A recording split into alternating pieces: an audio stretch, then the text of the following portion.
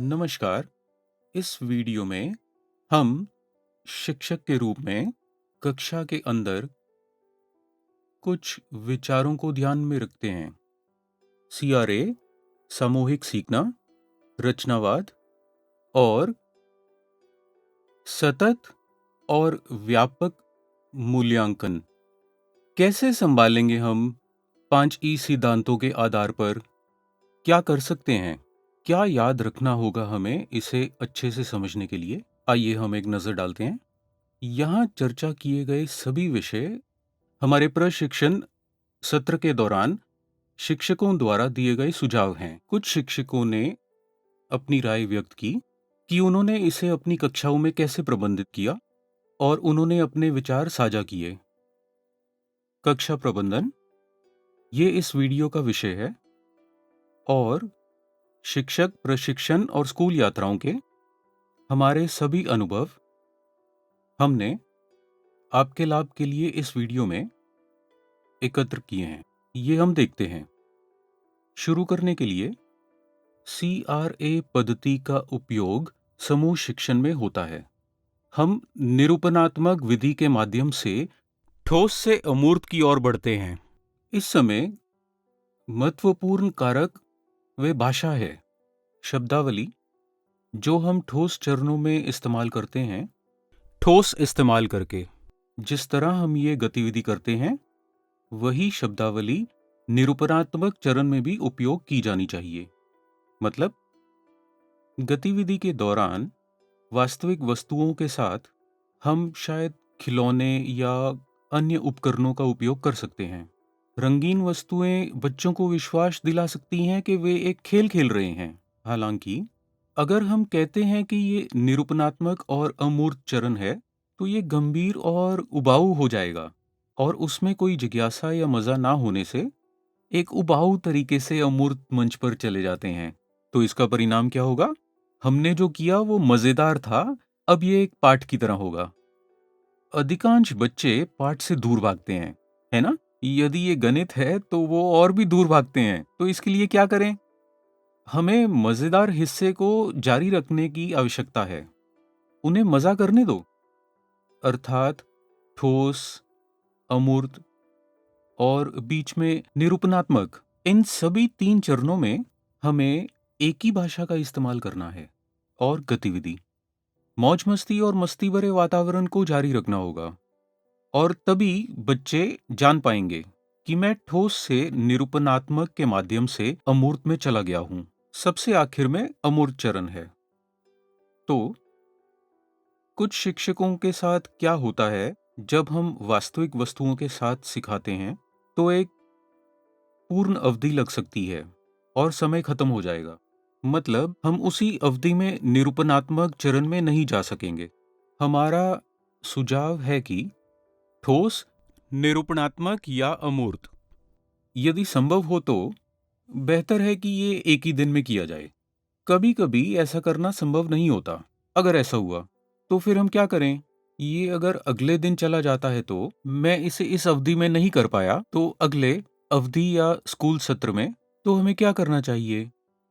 हमने जो ठोस चरण में गतिविधियां की थी वही गतिविधियां कल भी निरूपणात्मक के चरण से पहले होनी चाहिए।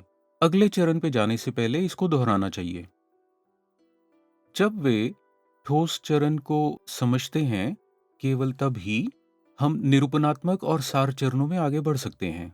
ये बिल्कुल जरूरी है और दोनों ही हो सकते हैं। लेकिन अमूर्त मंच पर जाने से पहले क्या वे निरूपणात्मक को समझते थे? ये जानना बहुत जरूरी है।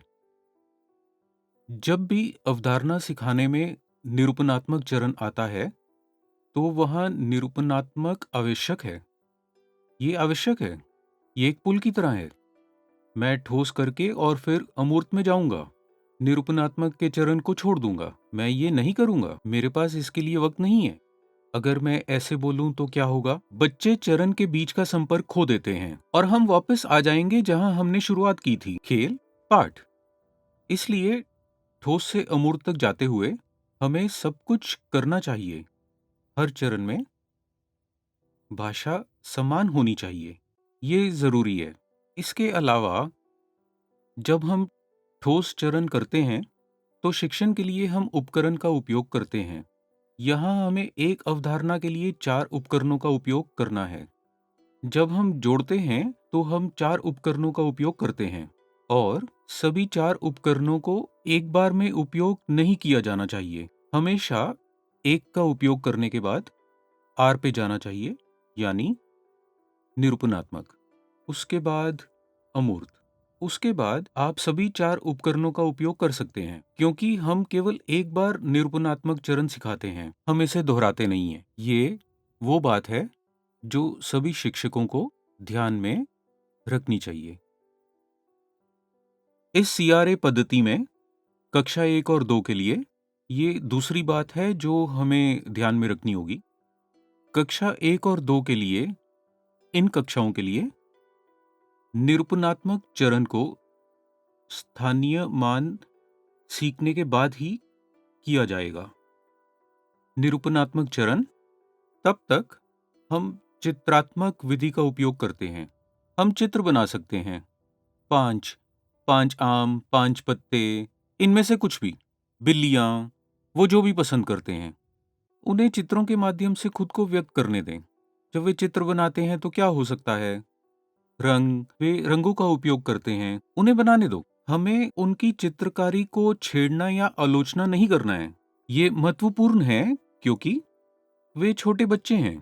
अगर हम कहते रहें, कौवा ऐसा नहीं दिखता, चिड़िया ऐसी नहीं दिखती, या आकाश नीला है, आपने लाल का उपयोग क्यों किया? पानी नीला है, लेकिन आपने इसमें हरा क्यों बनाया? हमें इस तरीके से टिप्पणी नहीं करनी, क्योंकि इससे बच्चे साथियों द्वारा छेड़े जाने के डर से संकोच करना शुरू कर देते हैं।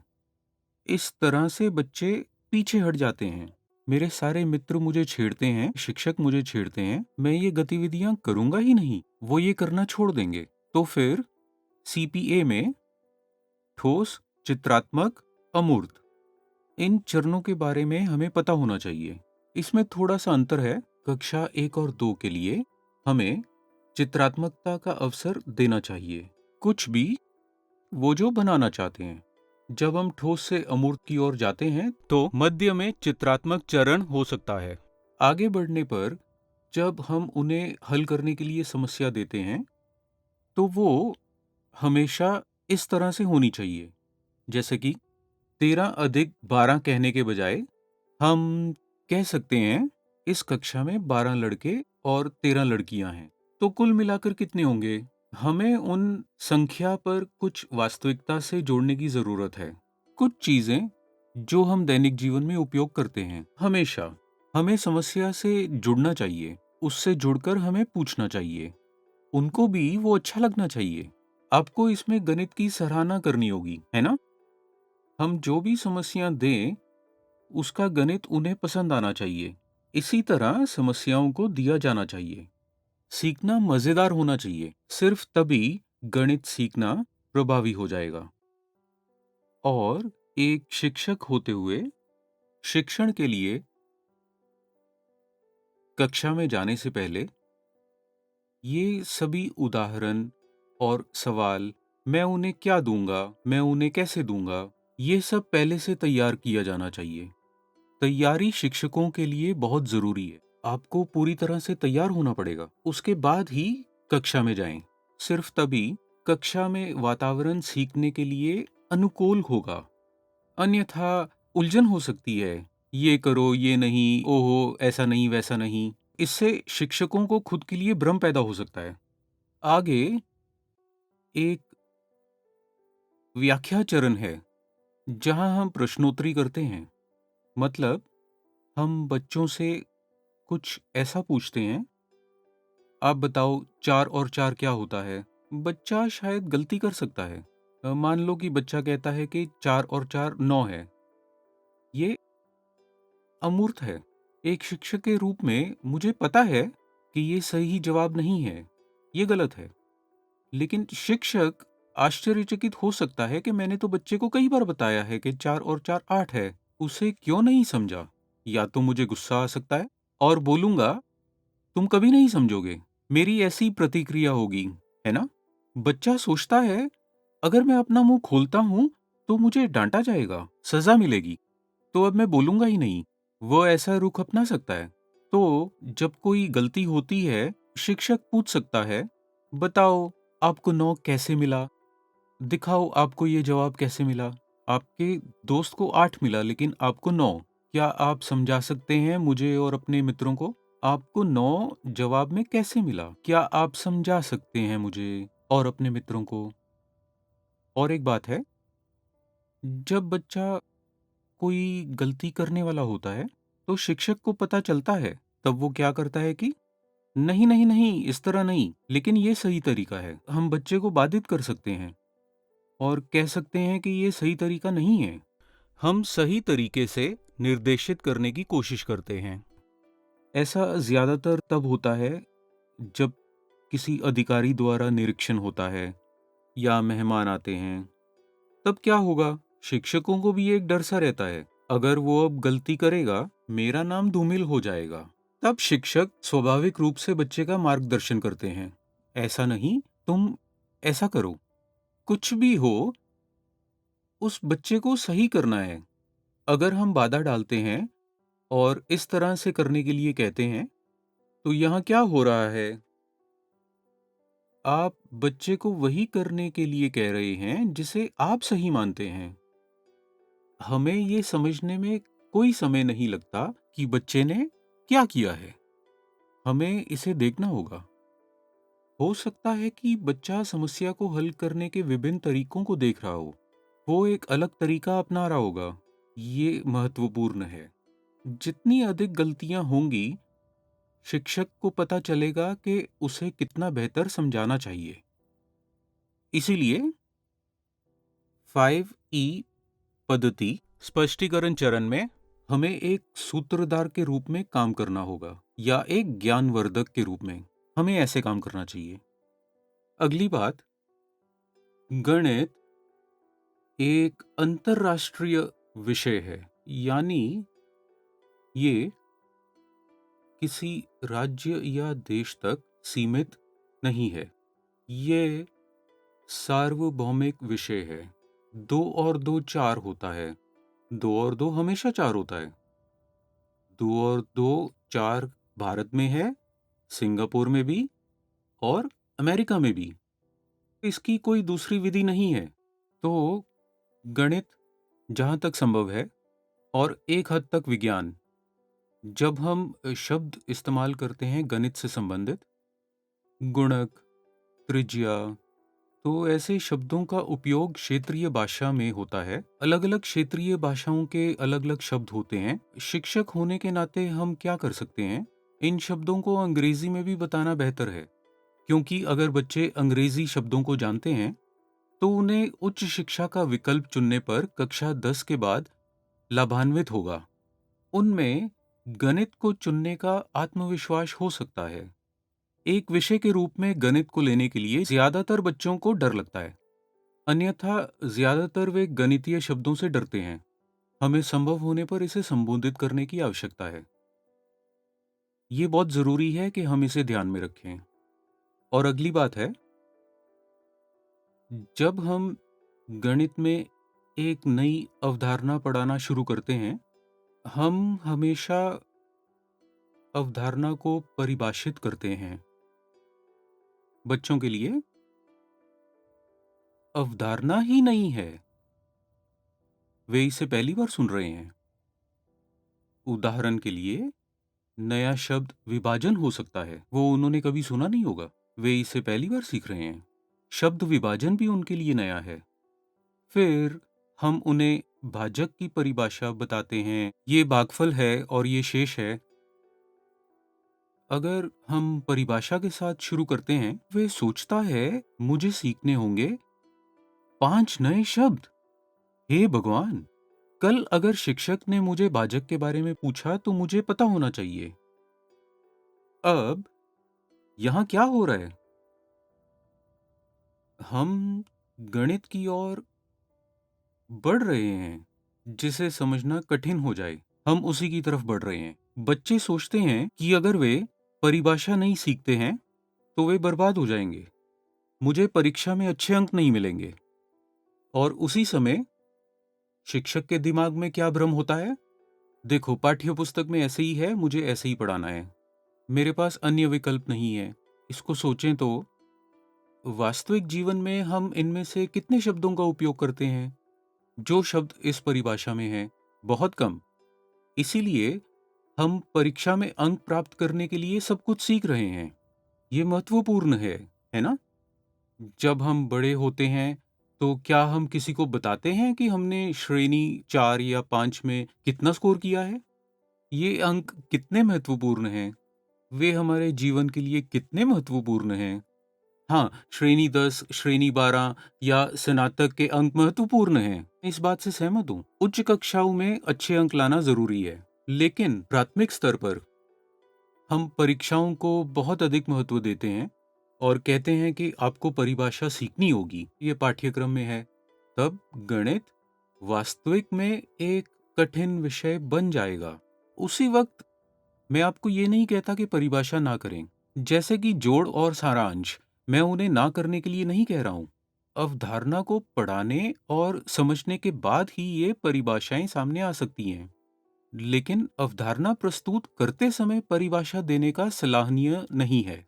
अंत में हमारे द्वारा उपयोग की जाने वाली कुछ विधियों के बारे में यही है। जब बच्चे अवधारणा के बारे में स्पष्ट होते हैं, तभी हमें पद्धति की सरलता पर ध्यान देना चाहिए। ऐसा हम सिखाते हैं। हाँ, अब गुना करने के लिए शिक्षक सोचता है कि मैं 4 अलग-अलग तरीकों को जानता हूँ। वैदिक गणित, लैटिस, ये वो, जापानीज़, ये सभी ज्ञात हैं। मुझे छात्रों को सब कुछ सिखाने दो, या ये विधि आसान है, मुझे ये सिखाने दो, ये सबसे तेज हो सकता है। ऐसे कुछ शिक्षकों के विचार हैं, वो ऐसा सोचते हैं। लेकिन छात्रों के लिए विधि की सरलता या गुना करने की विधि अवधारणा का कैसे वाला हिस्सा है। कैसे? अवधारणा कैसे वाला हिस्सा है। गुना कर क्या है, क्यों और कैसे में फर्क है, वो अलग है। ये हम कैसे करते हैं? जब हम ये बच्चों को दिखाते हैं, हमें सोचना होगा। बालक अभी भी प्राथमिक स्तर पर है, लगभग 8 या 9, शायद 7 से 9 वर्ष की आयु का। इस स्तर पर एक विधि सीखना एक उपलब्धि होती है। यदि हम उन्हें 3 या 4 तरीके सिखाते हैं, तो जब परीक्षा आती है, तो बच्चे को एक्स विधि के बारे में थोड़ा और वाई विधि के बारे में थोड़ा पता होगा, और फिर वो सबको मिलाएगा और परीक्षा में गड़बड़ी हो जाएगी। सब कुछ बिगड़ जाएगा। एक बड़ा शून्य, भगवान उनकी मदद करे। सब कुछ एक मिश्रित गड़बड़ होगा। तो एक ही समस्या को हल करने के कई तरीके मुश्किल है अगर हम इसे इसके लिए करते हैं। इसके बजाय मैंने श्रेणी 5 में ऐसे सीखा। जब मैं श्रेणी 8 या 9 में जाता हूँ, ओह! मैं ये तरीका इस्तेमाल कर रहा था, अब मैं दूसरी विधि जानता हूँ। और जैसे ही मैं 10वीं में जाता हूँ, ओह! तो 4 विधियाँ हैं, तो इसे इस तरह भी किया जा सकता है, ये भी संभव है। मानसिक गणित भी है, वो भी संभव है। बच्चा धीरे-धीरे एक के बाद एक सीख पाएगा। लेकिन प्राथमिक स्तर पर ये सब सिखाना गलत बात है। हम विभिन्न तरीकों से किसी समस्या को हल करने के बारे में क्यों सोचते हैं? ऐसा क्यों सोचते हैं हम? क्योंकि अगर हम ऐसे करेंगे तो हम जल्दी कर पाएंगे। गणित सभी सटीकता के बारे में है, बराबर? तो इस तरह से तेज गति महत्वपूर्ण नहीं है। गति गलत उत्तर दे सकती है, लेकिन अगर मैं इसे धीरे-धीरे और सही करता हूँ और एक सटीक उत्तर मिलता है, तो मैं जानता हूँ मैंने क्या किया है। सही बात है। गति भ्रम भी पैदा कर सकती है।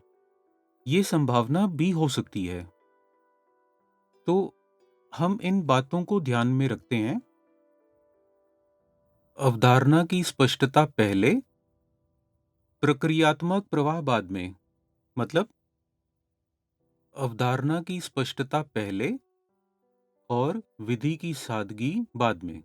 विधि की सादगी की जरूरत है, लेकिन अवधारणा की स्पष्टता के बाद ही। ये बहुत महत्वपूर्ण है। अगर शिक्षक इस बात से अवगत हो जाते हैं तो कोई भ्रम नहीं होगा। इस विधि का उद्देश्य क्या है? खेलना और सीखना? करो और समझो। शिक्षक आखिर चाहते क्या हैं? क्या चाहते हैं वे? वे बच्चों को पूरी तरह से पढ़ाते हैं, ठीक है, लेकिन वास्तव में वो क्या चाहते हैं? आप देखते हैं, एक शिक्षक के लिए 20, 25, 30 साल की सेवा के बाद अगर कोई छात्र याद रख के उनके पास आता है तो वे पैरों पर गिर जाता है और कहता है, महोदय, आपने मुझे गणित पढ़ाया और इसने अब मुझे सर्वोच्च स्थान दिया है। विज्ञान में, वाणिज्य में या गणित में। इसके अलावा मुझे एक पुरस्कार मिला। आप इस सफलता के सभी कारण हैं। आपने हमें इतनी अच्छी तरह से अवधारणा सिखाई। छात्रों के इन शब्दों के साथ शिक्षक महसूस कर सकते हैं, छात्रों की इस प्रशंसा के सामने कोई पुरस्कार पर्याप्त नहीं है। सही है ना? कृपया आदर्श वाक्य से अवगत रहें। खेलें और सीखें, करें और समझें। इस गणित किट के माध्यम से मेरा मानना है कि आप इसे अपने स्कूल में प्राप्त कर सकते हैं।